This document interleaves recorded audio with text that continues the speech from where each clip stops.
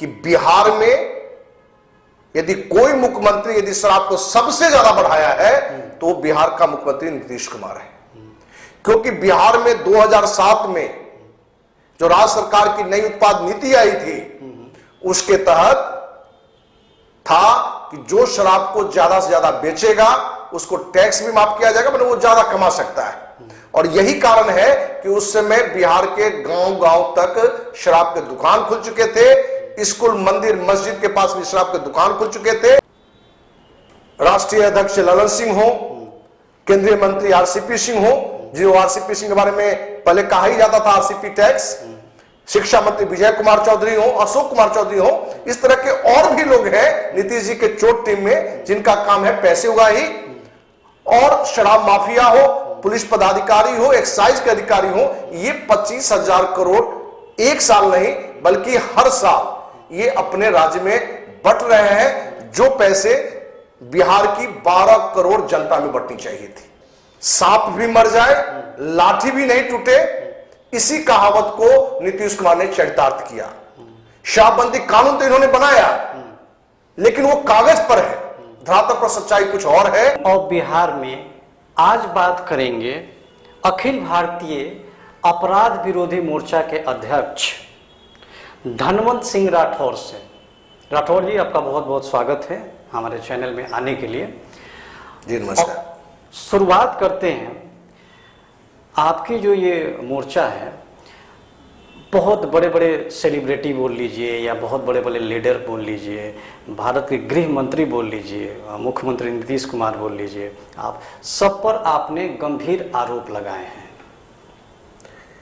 क्या कहना है आपको इस पर? अखिल भारतीय अपराध विरोधी मोर्चा की स्थापना जी हमने आईएएस की तैयारी छोड़कर 19 जनवरी 1995 ईस्वी को की थी और इस संकल्प के साथ इस संस्था का निर्माण हुआ था कि गांव के चौकीदार से लेके देश के प्रधान चौकीदार, प्रधानमंत्री, राष्ट्रपति तक ही यदि भ्रष्टाचार के कोई आरोप दिखेंगे, सरकार की कोई गलत नीतियां दिखेगी, तो अखिल भारतीय अपराध विरोधी मोर्चा पूरी ताकत से, पूरी जोर से लड़ाई को लड़ेगा। आने के इसी सिलसिले को जारी रखते हुए आपने कसूरवार बनाया विजय चौधरी जी को, जो कि अभी वर्तमान में शिक्षा मंत्री हैं, पूर्व विधानसभा अध्यक्ष भी रह चुके हैं, नीतीश कुमार के करीबी हैं। उन पर भी आपने आरोप लगा दिया कि शराब की जो धंधेबाजी होती है तो एक संरक्षण प्राप्त है एक पुलिस अधिकारी को उनके द्वारा। देखिए, अपने बिहार या कमोबेश पूरे देश में स्थिति बन गई है कि जाति देखकर पद दिया जाता है। जिस थाने की बात कर रहे हैं, सारंजन थाना है, जहां से विधायक है विजय कुमार चौधरी, और वो जिस समाज से आते हैं ठीक उसी समाज के व्यक्ति को वो थानाध्यक्ष भी बनाते हैं। और थानाध्यक्ष पर एक बार नहीं अनेकों बार हमने बिहार के मुख्यमंत्री को पत्र लिखकर कि सारंजन में खुलेआम शराब की बिक्री होती है और उसमें थानाध्यक्ष मिला हुआ है, और थानाध्यक्ष को पूर्व में विधानसभा अध्यक्ष विजय कुमार चौधरी और भी प्रेजेंट में शिक्षा मंत्री हैं। हमने खुले रूप से यह आरोप पहले भी लगाया था और आज भी हम लगा रहे हैं कि उनका संरक्षण प्राप्त होने के कारण वहां खुलेआम, जानकर आपको आश्चर्य होगा, कमोबेश बिहार के हर थाने की यही स्थिति है कि कोई महीना ऐसा नहीं है कि 2-4 ट्रक शराब नहीं बिकता है। जहां बिहार में पूर्ण शराबबंदी की बात है, लेकिन आज होम डिलीवरी एक शब्द निकल गया है कि आपको घर से ऑर्डर करिए, घर में आपको उपलब्ध हो जाएगा। और इस तरह की जब घटना घट रही हो और आप देश के या राज्य के जो माननीय हो, मंत्री हो, उन पर यदि आप आरोप लगाते हैं तो आप तो न्याय की लड़ाई के पक्ष में लड़ रहे हैं। और संस्था ही है अखिल भारतीय अपराध विरोधी मोर्चा, तो अपराध के खिलाफ हमने तो शुरुआत में ही आपको चर्चा करके बताई कि संस्था का जन्म ही इस बात को लेकर हुआ है कि कौन है ये महत्वपूर्ण नहीं है, महत्वपूर्ण है कि गलती कौन कर रहा है। वो शिक्षा मंत्री क्या, देश का प्रधानमंत्री, राष्ट्रपति भी करेगा तो उसके खिलाफ भी वही आवाज है अपना। जी हाँ, मैं आपके बारे में और चीजें सर्च कर रहा था तो वहां पर एक चीज निकल कर आई नीतीश कुमार के बारे में। आपका क्या मानना है कि नीतीश कुमार जी शराबबंदी जो लाए हैं कानून, वो सही में सही है? क्योंकि इसके पहले कभी न कभी वो शराब को बढ़ाने में भी एक उनका योगदान रहा है, दुकानें ज़्यादा खुलवाने में। ये आपका तर्क है वहाँ पर, तो इस पर क्या कहेंगे?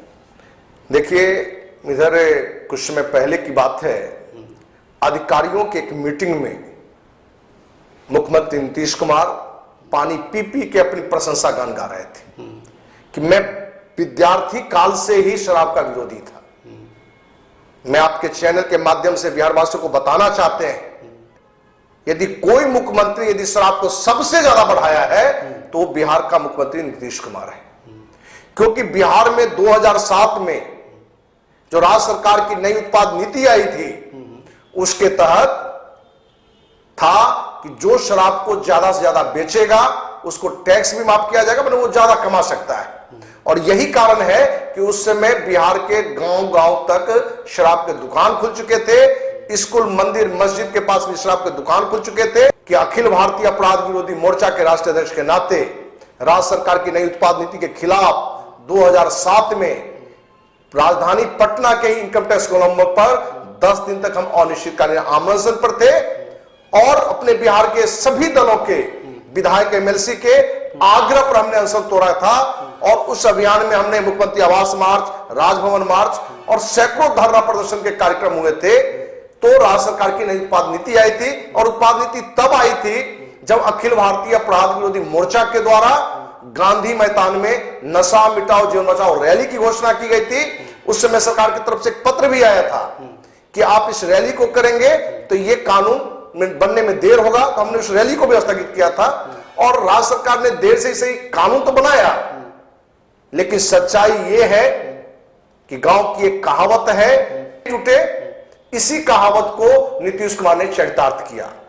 शराबबंदी कानून तो इन्होंने बनाया, लेकिन वो कागज पर है, धरातल पर सच्चाई कुछ और है। तो ये हम नहीं कह रहे हैं, केंद्रीय परिवार कल्याण मंत्रालय की जो रिपोर्ट आई है, रिजर्व बैंक का रिपोर्ट आया है, उसमें बताया गया है कि बिहार में जहां पुरुषाबंदी कानून है वहां महाराष्ट्र से ज्यादा शराब बिकता है, ज्यादा लोग शराब पीते हैं। कहने का तात्पर्य कि जहां शराबबंदी नहीं है वहां लोग कम शराब पी रहे हैं, और जहां है वहां ज्यादा पी रहे हैं। और उस डाटा में यह बात निकल कर आई है कि सिर्फ 2019 और 2020 में एक साल में 25,000 करोड़ रुपए से अधिक जो गवर्नमेंट को शराब की बिक्री से टैक्स आता, जितना पिया है लोग यहां, वो पैसे मुख्यमंत्री की कोर कमेटी, बल्कि चोर कमेटी, जिसमें राष्ट्रीय अध्यक्ष ललन सिंह हो, केंद्रीय मंत्री आरसीपी सिंह हो, जो आरसीपी सिंह के बारे में पहले कहा ही जाता था आरसीपी टैक्स, शिक्षा मंत्री विजय कुमार चौधरी हो, अशोक कुमार चौधरी हो, इस तरह के और भी लोग हैं नीतीश जी के चोर टीम में, जिनका काम है पैसे उगाही। और शराब माफिया हो, पुलिस पदाधिकारी हो, एक्साइज के अधिकारी हो, ये 25,000 करोड़ एक साल नहीं बल्कि हर साल ये अपने राज्य में बंट रहे हैं, जो पैसे बिहार की 12 करोड़ जनता में बंटनी चाहिए थी। इसलिए आज सरकार की जो पुरुषाबंदी कानून है, ढकोसला, उसके खिलाफ भी हमारा आवाज उठना शुरू हो गया है। हमने लिखा भी है मुख्यमंत्री को पत्र कि मुख्यमंत्री जी, आप इस कानून को धरातल पर नहीं उतार रहे हैं, और कहीं ना कहीं ये फायदे के जब पर नुकसान हो रहा है। और शराबबंदी के नाम पर तो शराब खूब बिक रहे हैं, पहले से भी ज्यादा। दूसरा, अन्य भी नशा के पदार्थ अपने यहां युवाओं में खूब चल रहा है, जिस पर भी आप रोक नहीं लगा पा रहे हैं। यदि शराबबंदी कानून आपसे नहीं धरातल पर उतारा जा रहा है तो आइए उसमें सुधार करिए, कुछ सीमित जगहों पर ही शराब का दुकान खुले, उसमें 100%, 2% आप टैक्स बढ़ाइए, जिससे कि जो आमदनी राज्य सरकार को आवे, जिससे कल कारखाने अपने बिहार में नहीं है या कुछ बंद भी है, उस पर खर्च किया जाए, चाहे बेरोजगारों को रोजगार देने की व्यवस्था की जाए। आप शिक्षा के लिए स्कूल खोलिए, अस्पताल खोलिए, क्योंकि आज हर क्षेत्र में बिहार पिछड़ा हुआ है। जो बिहार से बाहर किसी भी राज्य में जा रहा है, तब उसको पता चलता है कि बिहार में विकास अन्य राज्यों की अपेक्षा आज भी कम है। ये थे धनवंत सिंह राठौड़। समाज में ये जैसी संस्थाएं चला रहे हैं, उसकी भागीदारी बिल्कुल सुनिश्चित की जानी चाहिए। बुलेटिन ऑफ बिहार की तरफ से धनवंत जी आपको बहुत बहुत शुभकामनाएं कि आप समाज में इसी तरह की एक ईमानदार छवि के रूप में आप अपनी खुद की छवि और अपनी कंपनी की छवि बनाए रखिए। जो आपकी मोर्चा है अपराध विरोधी मोर्चा, उसको भी बहुत बहुत शुभकामनाएं कि इसी तरह समाज में अवेयरनेस फैलाते रहे। Thank you very much. चलिए, आपको भी बहुत बहुत धन्यवाद। Thank you.